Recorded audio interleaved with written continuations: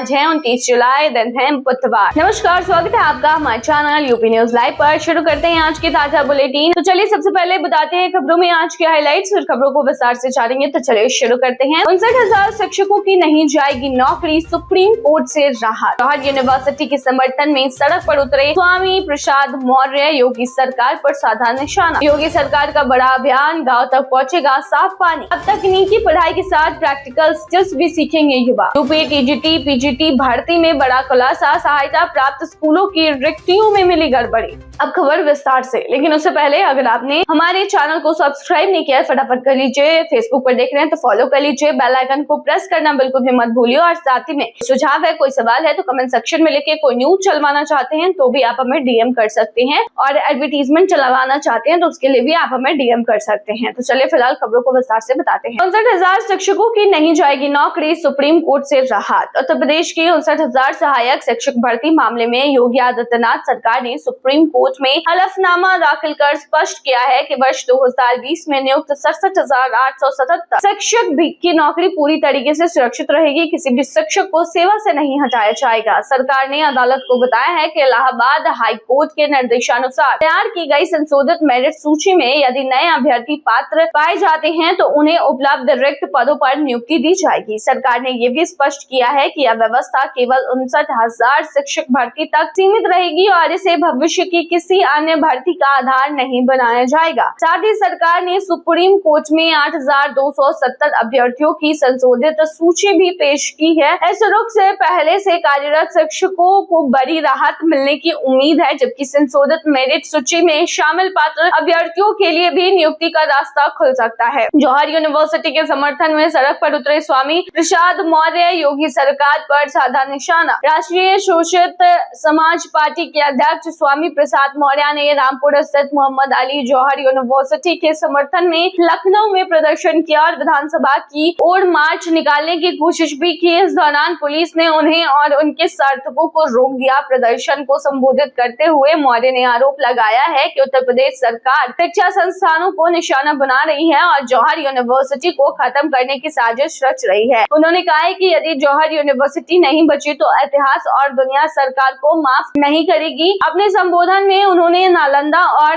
तक्षशिला जैसे प्राचीन शिक्षा केंद्रों का भी उल्लेख किया है और दावा किया है कि राज्य में बड़ी संख्या में सरकारी स्कूल बंद किए गए हैं, जिससे छात्रों का भविष्य प्रभावित हो रहा है। इस प्रदर्शन के बाद प्रदेश की राजनीति में एक बार फिर जौहर यूनिवर्सिटी का चर्चा मुद्दा में आ गया है। योगी सरकार का बड़ा अभियान, गाँव तक पहुँचेगा साफ पानी। आपको बता दें कि योगी सरकार ने बड़ा अभियान जो है वो चलाया है, जिसकी वजह से गांव-गांव तक साफ पानी पहुंचेगा। दरअसल उत्तर प्रदेश में जापानी इंसेफेलाइटिस और एक्यूट इंसेफेलाइटिस सिंड्रोम से प्रभावित गांव में स्वच्छ पेयजल उपलब्ध कराने के लिए योगी आदित्यनाथ सरकार ने मिशन मोड में अभियान तेज कर दिया है। जल शक्ति मंत्री स्वतंत्र देव सिंह ने अधिकारियों को निर्देश दिए हैं कि जिन गाँव में अभी तक नल से जलापूर्ति शुरू नहीं हो सकी है, वहाँ 24 घंटे 3 शिफ्ट में काम कर जल्द से जल्द सुरक्षित पेयजल उपलब्ध कराया जाए। उन्होंने कहा है कि सरकार की प्राथमिकता हर संभावित गांव तक साफ पानी पहुंचाना है, ताकि जल जनित बीमारियों पर प्रभावी नियंत्रण पाया जा सके। समीक्षा बैठक में सभी परियोजनाओं को तय समय सीमा के भीतर हाई क्वालिटी के साथ पूरा करने, पाइपलाइन बिछाने से क्षतिग्रस्त हुई सड़कों की तत्काल मरम्मत कराने और जलापूर्ति से जुड़ी शिकायतों का त्वरित समाधान सुनिश्चित करने के निर्देश भी दिए गए हैं। साथ ही अधिकारियों को गाँव में जाकर जल जीवन मिशन के प्रभाव का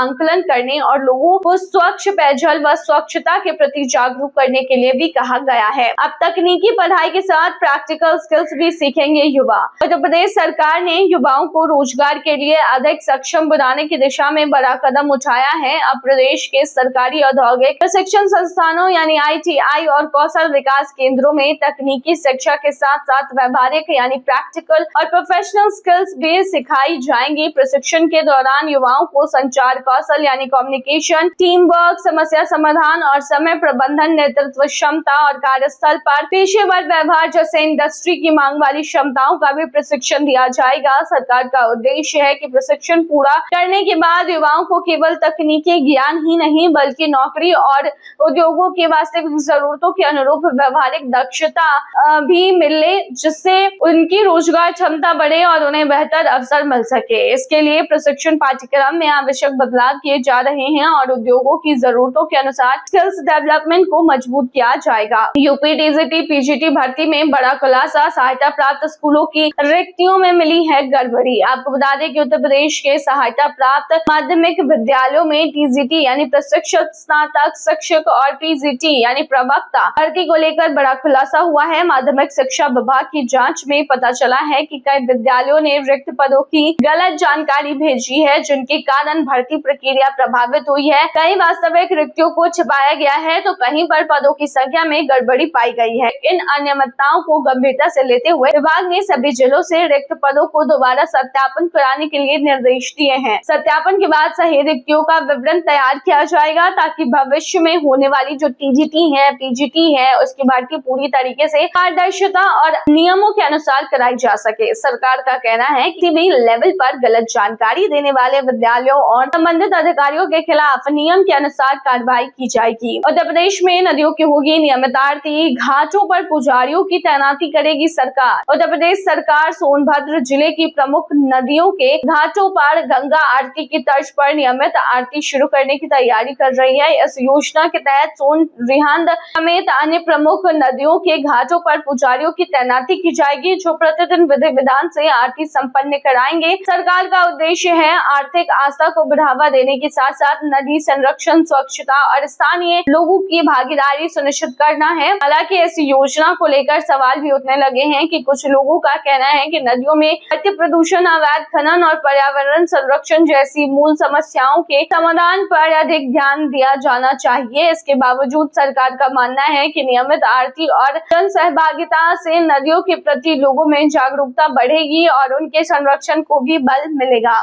यूपी पुलिस कांस्टेबल रिजल्ट 2026 का इंतजार खत्म, जल्द आएगा परिणाम। आपको बता दें कि अगर यूपी पुलिस कांस्टेबल रिजल्ट का आप इंतजार कर रहे हैं तो आपको बता दें जल्द ही रिजल्ट जारी होने वाले हैं। उत्तर प्रदेश पुलिस कांस्टेबल भर्ती 2026 का परिणाम जल्द जारी होने की संभावना है। उत्तर प्रदेश पुलिस भर्ती एवं पदोन्नति बोर्ड मेरिट सूची तैयार करने की अंतिम प्रक्रिया में जुटा हुआ है। रिजल्ट जारी होने के बाद अभ्यर्थियों आधिकारिक वेबसाइट पर अपने रोल नंबर या फिर पंजीकरण संख्या की मदद से परिणाम देख सकेंगे। इस भर्ती के तहत हजारों पदों पर चयन किया जाना है और सफल उम्मीदवारों को अगले चरण, जिसमें दस्तावेज सत्यापन यानी डीवी, शारीरिक मानक प्रशिक्षण यानी पीएसटी और शारीरिक दक्षता परीक्षा यानी पेट शामिल है, उनके लिए बुलाया जाएगा। अभ्यर्थियों को सलाह दी गई है कि वे आधिकारिक वेबसाइट पर लगातार नजर बनाए रखें, आवश्यक दस्तावेज पहले से तैयार रखें ताकि परिणाम जारी होने के बाद आगे की प्रक्रिया में किसी तरह की परेशानी न हो। यूपी में 41 पीसीएस अधिकारियों के तबादले, लखनऊ को मिला नया नगर मजिस्ट्रेट। उत्तर प्रदेश की योगी आदित्यनाथ सरकार ने बड़ा प्रशासनिक फेरबदल करते हुए 41 पीसीसी अधिकारियों के तबादले किए हैं। इस तबादले में एसडीएम और एसडीएम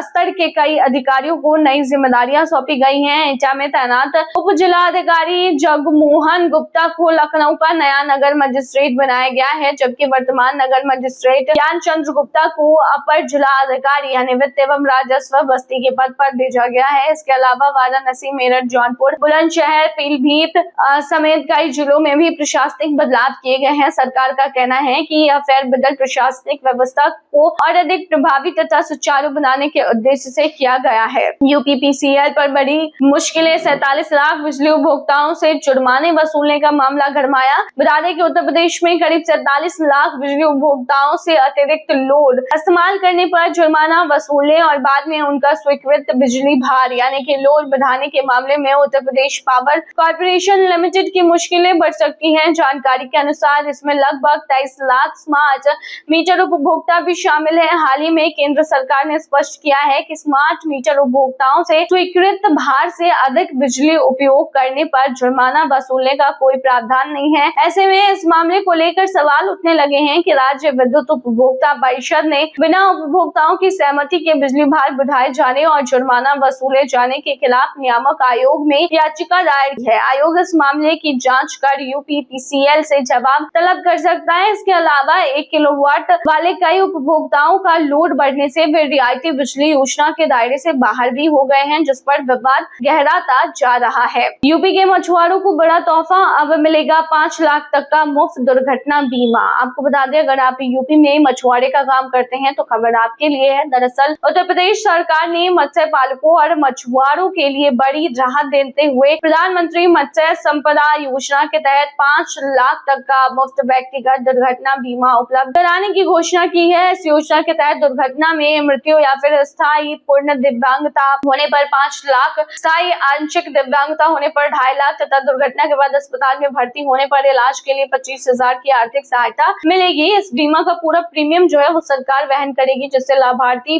को कोई भी राशि नहीं देनी पड़ेगी। योजना का लाभ लेने के लिए जो पात्र एलिजिबल मत्स्य पालक हैं, मछुआरे हैं और मत्स्य क्षेत्र से जुड़े जो पंजीकृत लाभार्थी हैं, उनको राष्ट्रीय मत्स्य डिजिटल प्लेटफॉर्म पर पंजीकरण कराना होगा।